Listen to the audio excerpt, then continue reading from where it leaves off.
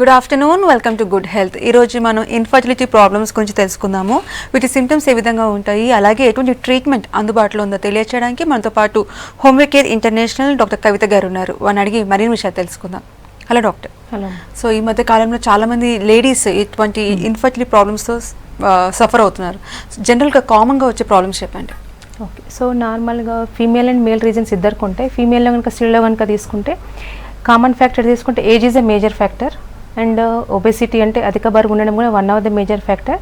దాంతోపాటు female reproductive organs కనుక మనం తీసుకుంటే స్త్రీ యొక్క సంతానోత్పత్తిలో మనం ఓవరీస్ ఉంటాయి అండ్ యుట్రస్ గర్భాశయం ఉండడం అండ్ ట్యూబ్స్ అనేది ఉంటాయి. సో వీటికి ఎలాంటి ఇబ్బందులు గురైనా అంటే ఓవరీస్ రీజన్ తీసుకుంటే పాలిసిస్టిక్ ఓవరియన్ డిజీజ్ పీసీఓడి వల్ల కానివ్వండి, గర్భాశయ కంతుల వల్ల కానివ్వండి, లేకపోతే tubal blockages due to many reasons, TB కానివ్వండి, అండర్లైయింగ్ అబ్డామినల్ సర్జరీస్ కానివ్వండి, పిఏడీస్ అంటూ ఉంటాం, ఎస్టీడీస్ వల్ల కానివ్వండి, ఇది ఒక రీజన్. బట్ నెవడే సర్వసాధారణంగా చిన్నపిల్లల నుంచి కూడా మనం గమనిస్తున్న రీజన్స్ అంటే హార్మోనల్ ఇంబ్యాలెన్సెస్.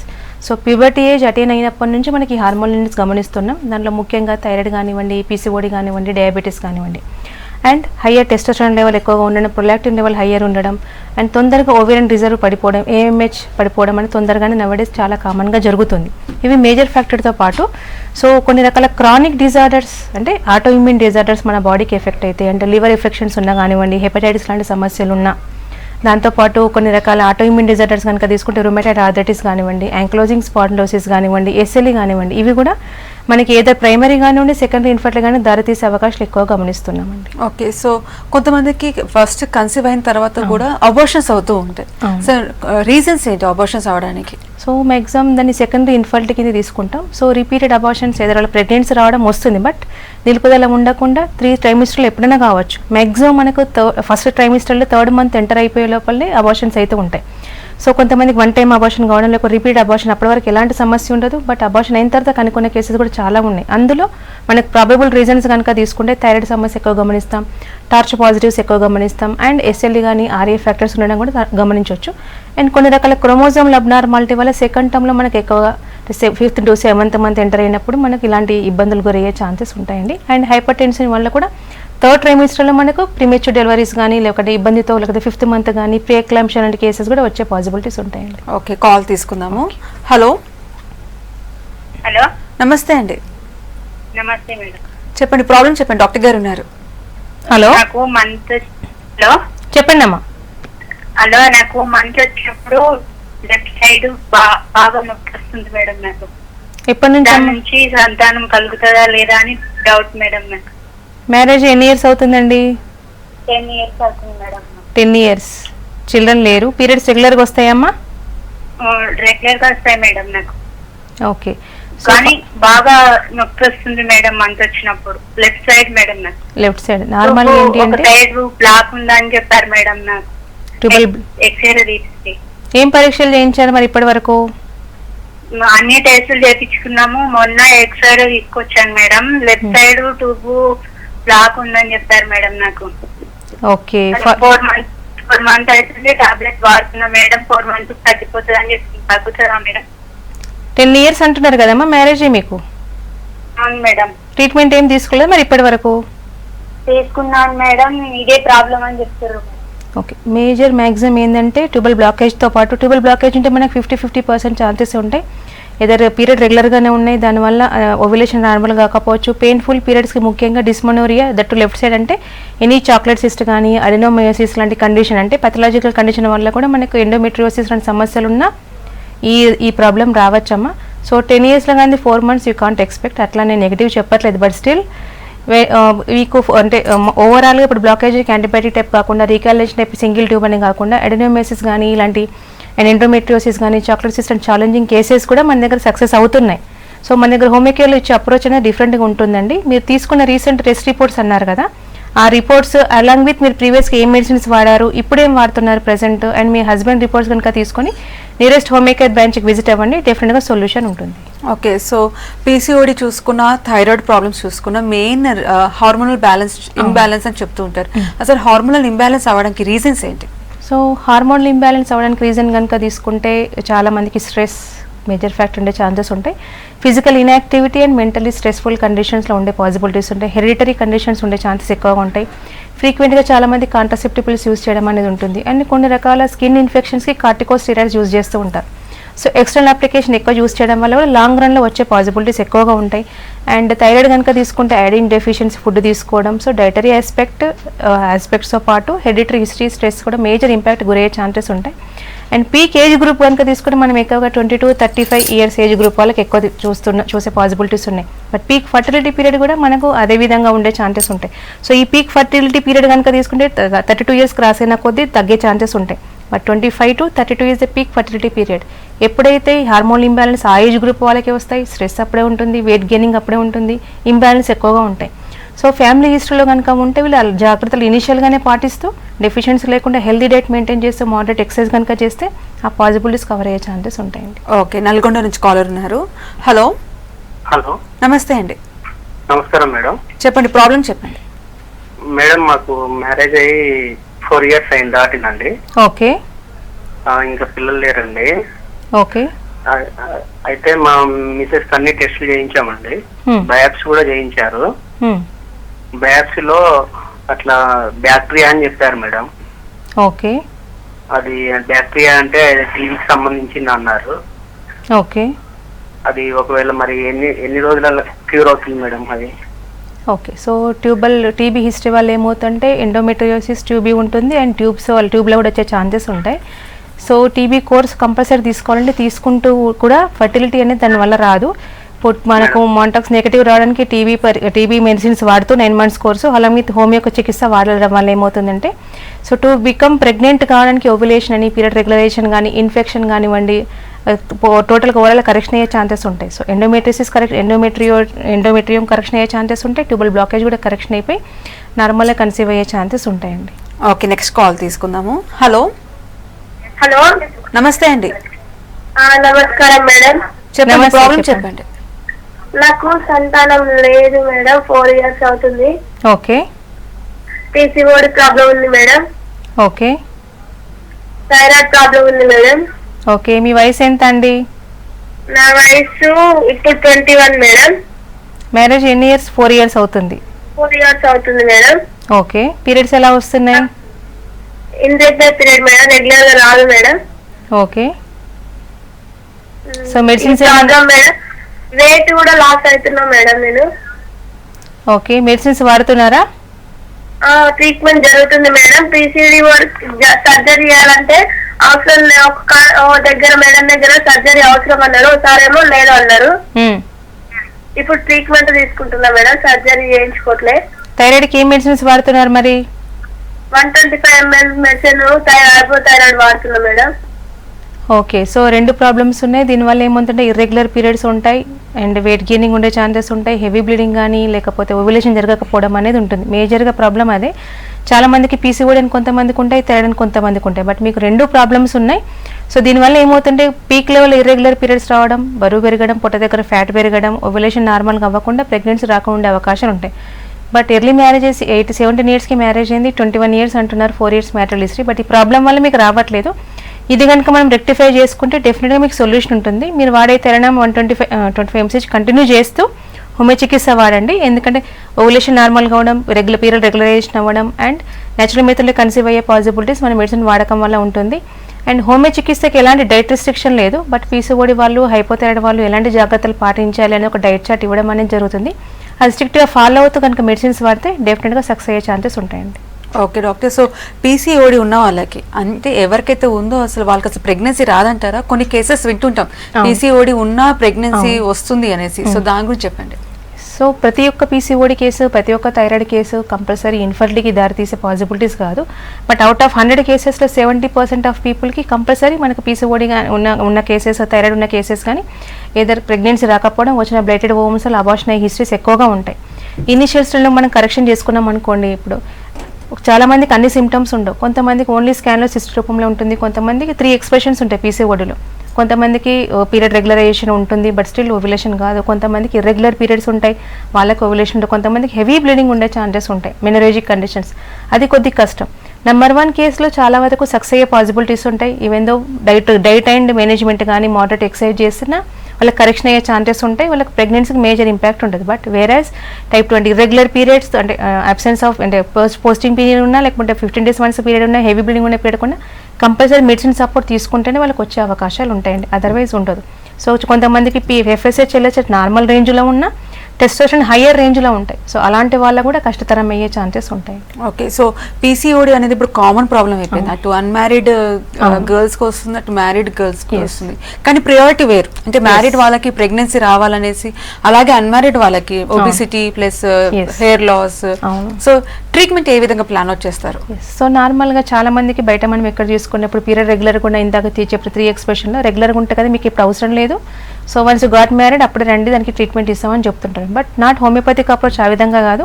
డిజీజ్ని మనం ఓవరాల్ కరెక్షన్ చేసే పాసిబిలిటీస్ ఉంటాయి. ఇప్పుడు PCOD ఉన్న వాళ్ళు ఏంటంటే so only demand is pregnancy కాదు, పిబటి ఏజ్ ఉన్నప్పటి వరకు ప్రాబ్లం వచ్చి పీక్ లెవెల్కి వచ్చి వెయిట్ చేయకుండా కరెక్షన్ చేసే అవకాశాలు ఉంటాయి.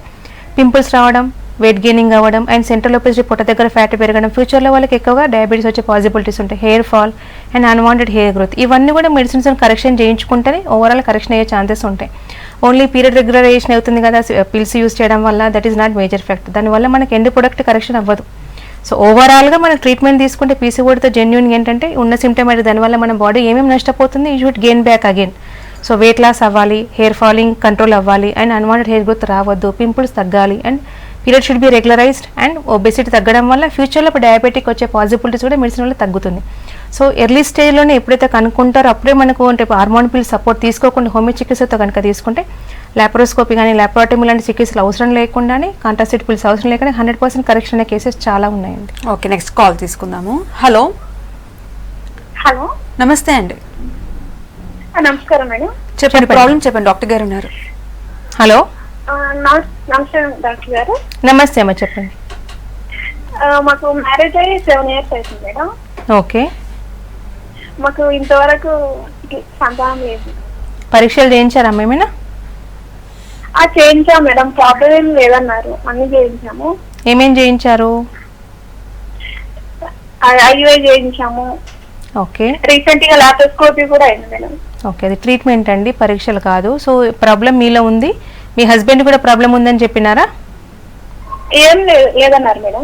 ఓకే, యాక్చువల్గా IUI కానీ IVF కానీ చేసే పాసిబిలిటీస్ ఏంటంటే ఎదర్ ఓవ్యులేషన్ సరిగా లేకున్నా అంటే PCOD లాంటి సమస్యలు ఉన్న వాళ్ళకి ఎక్కువ చేయడం అనేది ఉంటుంది. పీరియడ్స్ రెగ్యులర్గా ఉన్నా ఓవ్యులేషన్ సరిగా లేకపోవడం వల్ల ఇలాంటి ప్రొసీజర్స్ ఫాలో అవుతూ ఉంటారు. సో ప్రాబ్లం మీలో ఉంది కాబట్టి లాప్రోటమీ చేసిన రీజన్ ఏంటి అంటే మేజర్గా PCOD ఉన్న క్రష్ చేయడం లాంటిది చేసే పాసిబిలిటీస్ ఉంటాయి. మేజర్గా మీకు ఆ ప్రాబ్లం ఉంది. సో ట్రీట్మెంట్ అనేది షార్ట్ కట్ మెథడ్స్ అయ్యే ప్రొసీజర్లో ఉండడం వల్ల అంటే మల్టిపుల్ స్టిమ్యులేషన్ వల్ల ఓవరాల్గా AMH రిజల్ట్ పడిపోయే ఛాన్సెస్ ఉంటాయి. మళ్ళీ మెడిసిన్కి రెస్పాండ్ అయ్యే కష్టం కూడా పెరిగే ఛాన్సెస్ ఉంటాయి. మెడిసిన్ ఇండ్యూస్డ్ IVF ఫోర్స్ఫుల్లీ వెళ్లాల్సిన అవకాశాలు ఉంటాయి. బట్ నేషనల్ మెథడ్లో కన్సిక్వెంట్ హోమియో సపోర్ట్ తీసుకోవడం ఏంటంటే రిజల్ట్ నార్మల్గా మెయింటైన్ అవుతూ ఓవ్యులేషన్ నార్మల్గా అవుతూ క్వాలిటీ పెరుగుతూ ఫ్యూచర్లో అబార్షన్ కాకుండా పీరియడ్ రెగ్యులరైజేషన్ అయిన సక్సెస్ కేసులు చాలా ఉన్నాయి. మీకు previous history of IUI reports and husband history and me reports తీసుకొని రండి, డెఫినెట్గా సొల్యూషన్ ఉంటుంది. ఓకే, నెక్స్ట్ కాల్ తీసుకుందాము. హలో హలో, శ్రీనివాస్ గారు, నమస్తే అండి. నమస్కారం అండి, నేను డాక్టర్ గారితో మాట్లాడండి. హలో, నమస్కారం అండి డాక్టర్ గారు. నమస్తే సార్, చెప్పండి. మాకు పిల్లలు లేరండి, మ్యారేజ్ 8 years అవుతుంది. ఓకే, మా ఆవిడకి PCOD ఉండే తగ్గిందండి, థైరాయిడ్ ఉండే అది కూడా తగ్గింది. ఓకే, కానీ మాకు పిల్లలు కావట్లేదు. నేను IUI కూడా వెళ్ళాను 2 సార్లు, కానీ ఆమెకి ఎగ్స్ పెరగట్లేదు, ఒకటే పెరిగింది, ఇంకా మిగతావి పెరగట్లేదు. ఇంజక్షన్ ద్వారా చేయొచ్చు అంటున్నారు డాక్టర్ గారు. ఆ విధంగా మాకు పిల్లలు అయ్యే అవకాశం ఉందా? ఓకే, ఆ పాసిబిలిటీస్ కూడా వాళ్ళే చెప్పుంటారు. ఓన్లీ 20 to 30% సక్సెస్ రేట్స్ మాత్రమే ఉంటాయని చెప్పుంటారు. బట్ దానివల్ల ఏమవుతుంటే further body is painful procedure, even though painful అయినా కూడా మనకి 20 to 30% సక్సెస్ రేట్సే ఉంటాయి. But with homeopathy ovulation quality పెరగడం, ఓవ్యులేషన్ నార్మల్ కావడం, అబార్షన్ లేకుండా క్వాలిటీ మెయింటైన్ నేచురల్ మెథడ్లో వచ్చే పాసిబిలిటీస్ ఉంటాయండి. థైరాయిడ్ ఉంది, దాని నార్మల్ రేంజ్ విత్ మెడిసిన్ ఉన్న ఇంపాక్ట్ ఇండైరెక్ట్గా మనకు ఓవ్యులేషన్ మీద కానీ ఓవ్యులేషన్ క్వాలిటీ మీద కానీ ఉండే ఛాన్సెస్ ఉంటాయి.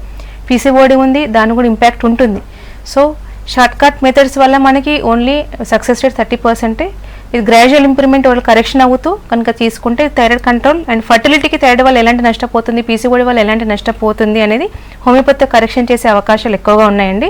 ఒకసారి కపుల్ విజిట్ అవ్వండి బ్రాంచ్కి, మీ ప్రీవియస్ హిస్టరీ ఆఫ్ రిపోర్ట్స్ కనుక తీసుకొని ఎంతవరకు పాసిబిలిటీ ఉంది, ఎంత డ్యూరేషన్లో మనము సక్సెస్ చేయగలుగుతామని చెప్పడం అనేది జరుగుతుందండి. ఓకే, సో ఒక ఫీమేల్ రిప్రొడక్టివ్ సిస్టంలో చూసుకుంటే 2 ఫెలోపియన్ ట్యూబ్స్ ఉంటాయి. సో ఫెలోపియన్ ట్యూబ్స్ ఒక ఇంపార్టెన్స్ గురించి చెప్పండి. ఓకే, సో నార్మల్గా ఓవరీస్ తర్వాత ఓవులేషన్ అయిన తర్వాత కంపల్సరీ ట్యూబ్స్ నుండి మనకు ఓమ్స్ ప్రయాణం చేయడం అనేది జరుగుతుంది. ఎప్పుడైతే ట్యూబల్ బ్లాకేజ్ ఉండడం వల్ల కానివ్వండి, మూమెంట్ అబ్నార్మల్గా ఉండడం కానివ్వండి, సాల్పింజైటిస్ లాంటి ఇన్ఫెక్షన్స్ ఉన్నా కూడా ఏమవుతుంది అంటే ఎంట్రీ ప్రాబ్లం అయ్యే ఛాన్సెస్ ఎక్కువగా ఉంటాయి. సో ఒకసారి లెఫ్ట్ సైడ్ ఓవరీ పనిచేసేటప్పుడు left tube should be normal, right ఉన్నప్పుడు రైట్ షుడ్ బి నార్మల్. కొంతమందికి 1 సైడ్ లోపల్ బ్లాకేజ్, కొంతమంది బయోలేటరల్ 2 సైడ్ ట్యూబల్ బ్లాకేజ్ ఉండే ఛాన్సెస్ ఉంటాయి. Past history of TB history ఉండడం వల్ల కూడా ఇలాంటి ఇంపాక్ట్ గురయ్యే పాసిబిలిటీస్ ఉంటాయి. ఎనీ అబ్డామినల్ సర్జరీస్ వల్ల కూడా వచ్చే పాసిబిలిటీస్ ఉంటాయి. సో మనకి ఇనీషియల్గానే మనం కనుక్కుంటే మనకి హెచ్ఎస్జీ ద్వారా హిస్టోసాల్పింజియోగ్రామ్లో నాకు తెలిసిపోతుంది. సో పీరియడ్ రెగ్యులర్గా అవుతున్నాయి, ఓవులేషన్ ఫాలికల్స్లో ఓవులేషన్ నార్మల్గా ఉంటుంది, బట్ స్టిల్ నాట్ కన్సీవ్ అనే కేసెస్ అప్పుడు మనం ఎక్కువ హెచ్ఎస్జీ చేయిస్తుంటారు. అప్పుడు బ్లాకేజ్ బయటపడే ఛాన్సెస్ ఉంటాయి. స్కానింగ్ తీయడం వల్ల previous abdominal history, any surgical history ఉన్నప్పుడు బయటపోయే ఛాన్సెస్ ఉంటాయి. ఎనీ అటాచ్మెంట్స్ ఉంటే కనుక మనం కంపల్సరీ సర్జికల్కి సపోర్ట్ తీసుకోవాలి. బట్ ఎనీ అటాచ్మెంట్ లాంటిది లేకుండా history of no abdominal surgery history ఉంటే, బ్లాకేజ్ ఉంటే కనుక ఈవెన్ దో సాల్పింజైటిస్ అయినా కూడా హోమియోచిక్స్ కరెక్షన్ అయ్యే ఛాన్సెస్ ఉంటాయి. And movement also will become towards normal. Same thing ఏంటంటే maximum higher medicine of contraceptives use చేయడం వల్ల మొటిలిటీ కూడా తగ్గిపోయే ఛాన్సెస్ ఉంటాయి. So that is one of the possible reason avoid చేయమని చెప్పడం అనేది. సో అక్కడ కూడా మనకు మెడిసిన్స్ హెల్ప్ అయ్యే ఛాన్సెస్ ఎక్కువగా ఉంటుందండి. ఓకే, నెక్స్ట్ కాల్ తీసుకుందాము. హలో నమస్తే మేడం. నమస్తే అండి, చెప్పండి ప్రాబ్లం చెప్పండి. నా ప్రాబ్లం వచ్చండి, నాకు పెళ్ళై 16 సంవత్సరాలు మేడం, పిల్లలు లేరు. ఓకే, మళ్ళీ నాకు కడుపులో నొప్పి వస్తుంటుంది మేడం. పీరియడ్ టైం కంటే ముందు 1 వీక్ బిఫోర్ వస్తుంది బాగా పెయిన్. ఓకే, మీ వయసు ఎంత అమ్మా? నా వయసు వచ్చి 35 + 36 అట్లా ఉంటాయి మేడం. ఓకే, ట్రీట్మెంట్ ఏం తీసుకున్నారు? 2 times లాప్రోస్కోపీ కూడా అయింది మేడం, అంసాదీన్ దగ్గర అయింది సింగరాల్లో. ఓకే, అయితే మేడం నాకు అసలు మెడిసిన్ అనేది పడట్లేదు మేడం, అంత వీక్ అయిపోయాను బాగా. ఈ ఒకసారి ఐయుఐకి ట్రై చేసాము, లేదండి మా వారిలో కూడా కొంచెం ప్రాబ్లం ఉంది. అయితే పెయిన్ అయితే ఇప్పుడు కొంతవరకు రిలీఫ్ ఉంది మేడం. నేను హోమియో మామూలుగా డాక్టర్ గారితో వాడుతున్నాను, కడుపు నొప్పికి మాత్రమే వాడుతున్నాను. ఓకే, నాకు ఫ్యూచర్ లో ట్రీట్మెంట్ తీసుకుంటే పిల్లలు అయ్యే అవకాశం కానీ, నాకు పూర్తిగా పెయిన్ తగ్గే అవకాశం కానీ ఉందంటారా మేడం? ఓకే, సో ప్రాబ్లం ఇద్దరిలో ఉందంటున్నారు, ఇద్దరు ట్రీట్మెంట్ రిక్వైర్మెంట్ ఉంది. But you are entered into 36 periods రెగ్యులర్గానే అంటున్నారు, బట్ పెయిన్ఫుల్ పీరియడ్స్ అంటున్నారు. కాబట్టి పాసిబిలిటీస్ ఆర్ దేర్. హోమియో చికిత్స అయితే పెయిన్ తగ్గే ఛాన్సెస్ ఉంటాయి. బట్ ఏఎంహెచ్ ఒకసారి చూసుకోవాలమ్మా. సో ఏఎంహెచ్ కనుక నార్మల్ రేంజ్లో ఉంటే ఇప్పటికైనా మీకు హోమియో చికిత్స పాసిబిలిటీస్ ఉంటాయి. సేమ్ రిజర్వ్ మెయింటైన్ చేసుకుంటూ పెయిన్ తగ్గుతూ ఓవరాల్ కరెక్షన్ అయితే ఓవ్యులేషన్ నార్మల్గా ఇది లాప్రోస్కోపీ చేస్తున్నారంటున్నారు కదా, నార్మల్గా అయ్యి ఓవరాల్ కరెక్షన్ అయ్యే ఛాన్సెస్ ఉంటాయి. సో మీ హస్బెండ్ కూడా సెమినల్ అనాలిసిస్లో కనుక ఆలిగోస్పెర్మీ ఏదనేమో తొందరగానే కరెక్షన్ అవుతుంది. బట్ నీల్ కౌంట్ ఉంటే మాత్రం ఏజ్ అంటే ఎక్కువ టైం తీసుకునే పాసిబిలిటీస్ ఉంటాయి. సో ఏది ఉంది ప్రాబ్లం అనేది ఒకసారి రిపోర్ట్ తీసుకోనండి, ఎంతవరకు పాసిబిలిటీస్ ఉంటే చెప్తాను. పెయిన్ ఆల్రెడీ మీకు నార్మల్ మెడిసిన్తో రిలీఫ్ ఉంది, అక్కడ మన దగ్గర అడ్వాన్స్ టెక్నాలజీ ఉంటుంది. దీంతో పెయిన్ తగ్గడంతో పాటు సక్సెసింగ్ ఆఫ్ ప్రెగ్నెన్సీ కూడా అయ్యే పాసిబిలిటీస్ ఉంటాయండి. ఓకే, నెక్స్ట్ కాల్ తీసుకుందాము. హలో హలో నమస్తే మేడం. నమస్తే అండి, చెప్పండి ప్రాబ్లం చెప్పండి. మేడం మాకు మ్యారేజ్ 1 year అయింది. Okay, first month 10 days date అయ్యి 10 days ఇంకా లేట్ అయింది మేడం. అప్పుడు మేము ప్రెగ్నెన్సీ అనుకున్నాము, మళ్ళీ టెస్ట్ చేపిస్తే మళ్ళీ రాలేదు. ఇంకో 15 రోజుల దగ్గర రండి, ఇంకో వారం తర్వాత అన్నారు, మళ్ళీ డేట్ అయిపోయింది. నెక్స్ట్ మంత్ కూడా అలాగే ఒక వారం రోజుల దాకా ఉంది. నెక్స్ట్ మంత్ కూడా ఒక 10 రోజుల దాకా వచ్చింది, కానీ ఉండట్లేదు మేడం, డేట్ అయిపోతుంది. ఓకే, దట్స్ నాట్, అది ప్రెగ్నెన్సీ కాదండి, హార్మోనల్ ఇంబ్యాలెన్స్ వల్ల ఇర్రెగ్యులర్ పీరియడ్స్ వస్తున్నాయి తనకి. సో నార్మల్ పీరియడ్ కనుక తీసుకుంటే మనకి 28 to 30 days is normal period, +2 -2 okay. ఎప్పుడైతే 26 బిఫోర్ అయినా కూడా 32 క్రాస్ అయినా కూడా ఇర్రెగ్యులర్ పీరియడ్ అంటాం. ఓన్లీ మనకి ఫిజియలాజికల్ అమెనోరియా కనుక తీసుకుంటే డ్యూరింగ్ బ్రెస్ట్ ఫీడింగ్ కానివ్వండి, డ్యూరింగ్ ప్రెగ్నెన్సీ మాత్రమే ఉంటుంది. బట్ 2-3 times మీకు నెగిటివ్గా వచ్చింది కాబట్టి టువర్డ్స్ హార్మోనల్ ఇంబ్యాలెన్స్ ఒకసారి తరోగా చెకప్ చేయించండి.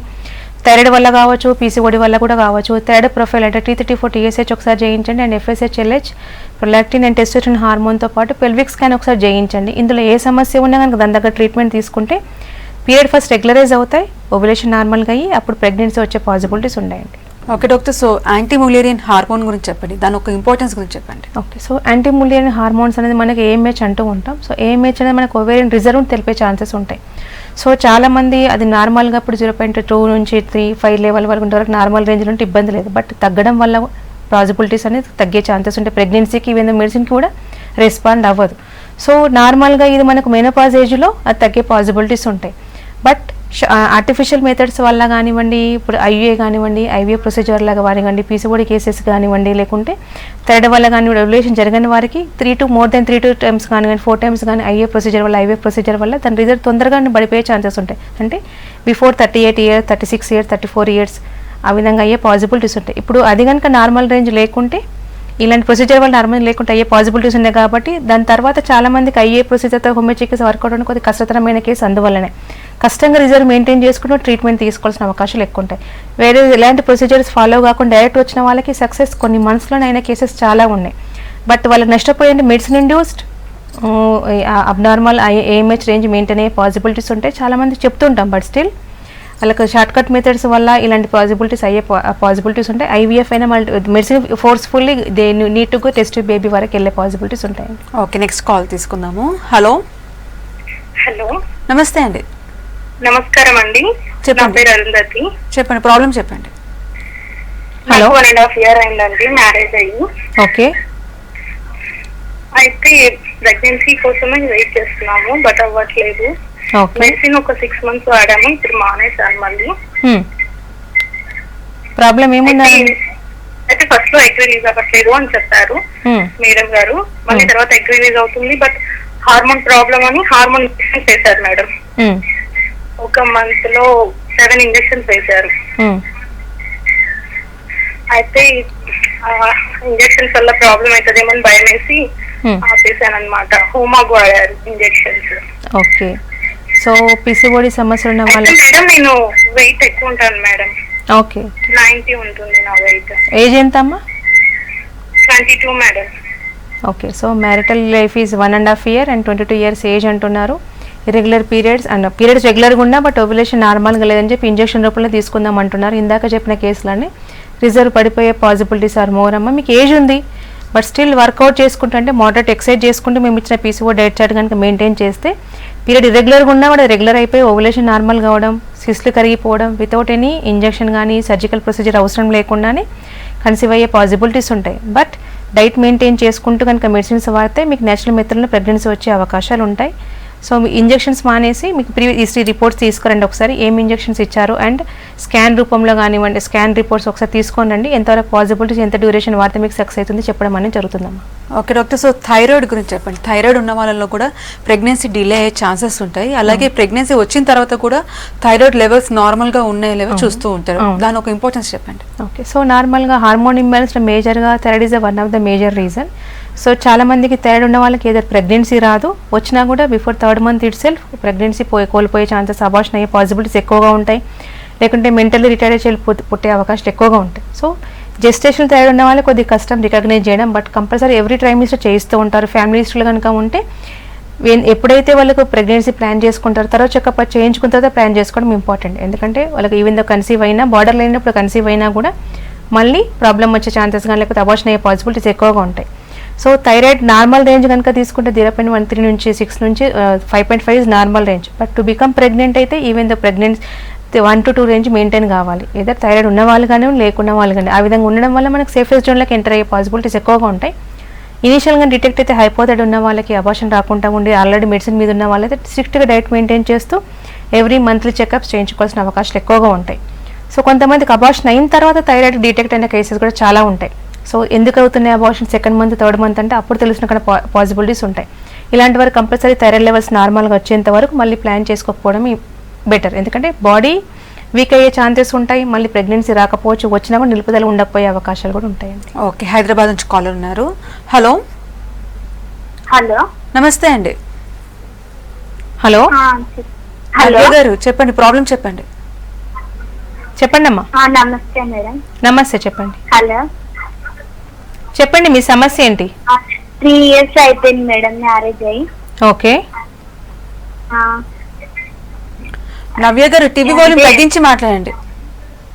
పిల్లలు ఇంకా రాలేదు మేడం. ఓకే, పరీక్షలు చేయించారా? మీకు పీరియడ్స్ రెగ్యులర్గా ఉన్నాయా? పీరియడ్స్ రెగ్యులర్గా వస్తాయమ్మా మీకు? రెగ్యులర్ గా వస్తాయి మేడం. పరీక్షలు చేయించారా? డాక్టర్ కి చేయించుకున్నాము, ఫైబ్రాయిడ్స్ ఉన్నాయి చిన్నగా అని చెప్పారు. ఓకే, ఏజ్ ఎంత అండి మీది? సారీ, వయసు ఎంత మీది? నాది 25 madam. Okay, so fibroids. Okay, fibroids ఉండడం వల్ల పీరియడ్స్ రెగ్యులర్గా ఉన్నా, లేకపోతే హెవీ బ్లీడింగ్ కావడం, లేకపోతే అది ఎండింగ్ ఫండల్ ఎండ్ కనుక ఉంటే ఈవెన్ ద ఓవ్యులేషన్ లాంటిది అయినా కూడా ట్యూబ్ నుంచి లోపలికి ఎంటర్ కాకుండా one of the possible. But చిన్నగా ఉన్నాయని అంటున్నారు. అబార్షన్ హిస్టరీ ఉండొచ్చు, బట్ ప్రెగ్నెన్సీనే రాలేదు అంటున్నారు. ఒకసారి మీకు ప్రాబ్లం ఎలాగో ఉంది, మీ హస్బెండ్ కూడా ఒకసారి రిపోర్ట్ చేయించామనండి. ఇద్దరు ఎవరికి ప్రాబ్లం ఉన్నా మీకు హోమియో చికిత్స వల్ల మనకు ఫైబ్రాయిడ్ చిన్న సైజులో ఉంటే కంపల్సరీ తగ్గిపోయే ఛాన్సెస్ ఉంటాయి. అండ్ ఓవ్యులేషన్ నార్మల్గా కన్సీవ్ అయ్యే ఛాన్సెస్ ఉంటాయి. సో హస్బెండ్ కూడా కౌంట్లో ప్రాబ్లం ఉన్నా తనకు కూడా మెడిసిన్ తీసుకుంటే కరెక్షన్ అయ్యే ఛాన్సెస్ ఉంటాయండి. సో ఓవరాల్గా ఎనీ కైండ్ ఆఫ్ ఇన్ఫర్టిలిటీ ప్రాబ్లమ్స్కి సంబంధించి హోమియోపతిలో మంచి ట్రీట్మెంట్ అందుబాటులో ఉందని చెప్తున్నారు. థ్యాంక్ యూ సో మచ్ అండి. ఇది ఇవాళ good health. Keep watching V6 news.